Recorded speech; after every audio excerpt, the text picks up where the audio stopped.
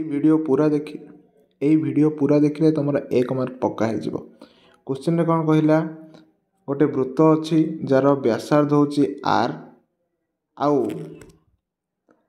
केन्द्र ठारू पी एकक दूरतार माने पी एकक दूरतार गोटे बिंदु अच्छी आउ सी बिंदु गोटे कौन कराई गोटे स्पर्शक टणा है पी एकक दूरता हाँ देख ये पी एकक दूरता सी ठारू कौन है गोटे स्पर्शक टणा है वृत्त को से बी बिंदु रे छेद करछि आउ व्यासार्ध होछि आर तो पचारला सी अंकित स्पर्शक खंडर दैर्घ्य केते तो बीसी रो दैर्घ्य केते हमको से पचारला तो आमे जानिछंती पाइथागोरस सूत्र अनुसार 90 डिग्री रो सामना हबो सब बेले हाइपोटेनस बा कर्ण तो एठारे एसी होछि कर्ण आउ आमे एटा 90 डिग्री बोली केमते जानिबा जदि केंद्र रो गोटे स्पर्शक प्रति अंकन कराला गोटे व्यासार्ध से सब बेले ताकू लंब हबा और लंब 90 डिग्री हम तेणु ये जेहेतु 90 डिग्री है ये हबा हमर हाइपोटेनस ओके तो आमे जानिछंती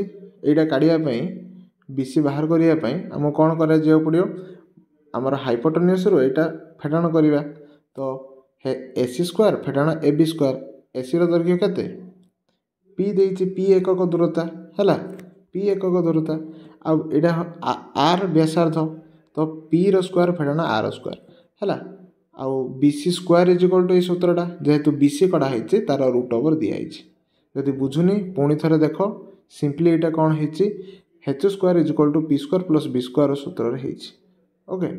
H square is equal to P square plus B square जेते बेले हमर किछि भी बाहर करबा मनकर बी स्क्वायर बाहर करले हम कोन करचंती हेतु square rho P square फेडाण करचंती exactly एटा सेमती हेछि आ 90 डिग्री कथा तो तुमको कहली 90 डिग्री कारण कोन ना ये प्रति लंब होइछि ठीक अछि।